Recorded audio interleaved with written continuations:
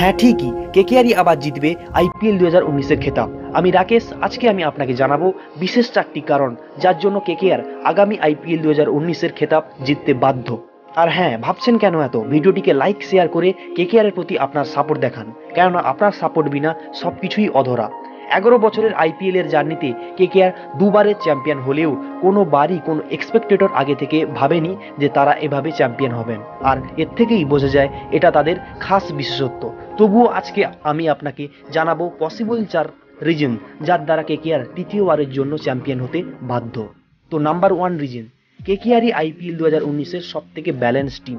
কারণ কেকেআরের সমস্ত ডিপার্টমেন্টে অর্থাৎ ওপেনার থেকে শুরু করে ফিনিশার পর্যন্ত প্রত্যেকটি স্লটেই যথেষ্ট ভালো প্লেয়াররা রয়েছেন।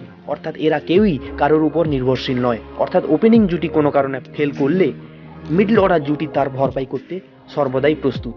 এরপর নাম্বার 2 রিজন, ফর্ম। সত্যি কথা বলতে গেলে শুধুমাত্র রবিন উত্থাপা ছাড়া কেকেআরের স্কোয়াডে থাকা সব বোলার থেকে শুরু করে সমস্ত ব্যাটসম্যানই পেছনে 6-7 মাস ধরে দুর্দান্ত ছন্দে ডোমেস্টিক ও আন্তর্জাতিক স্তরে দারুণভাবে পারফরমেন্স করছেন, যার থেকে মনে হচ্ছে তারা তাদের কেরিয়ারের একেবারে টপ গিয়ারে রয়েছে। এরপর নাম্বার 3 সব থেকে গুরুত্বপূর্ণ কারণ, পর্যাপ্ত ব্যাকআপ ও ফুল টাইম সিজন প্লেয়ার। হ্যাঁ বন্ধু, কেকেআরই এইবারের আইপিএল 2019-এর একমাত্র টিম যার কাছে একাধিক ব্যাকআপ প্লেয়াররা রয়েছে, তাই ইনজুরি আর ফর্মহীন প্লেয়ারকে রিপ্লেস করতে কোনো অসুবিধাই হবে না কেকেআরের। আর সব থেকে বড় কথা, 2019 ওয়ার্ল্ড কাপের জন্য যেখানে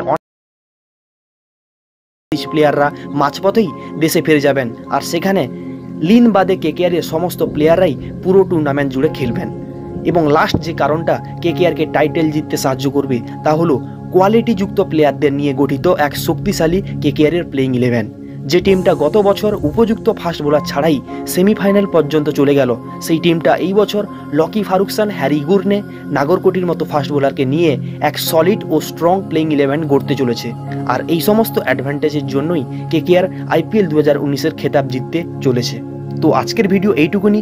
ভালো লাগলে ভিডিওটিকে লাইক করার পাশাপাশি চ্যানেলটিকেও সাবস্ক্রাইব করে নিতে পারেন, কারণ আমি এখানে এই রকমই ভিডিও বানিয়ে থাকি।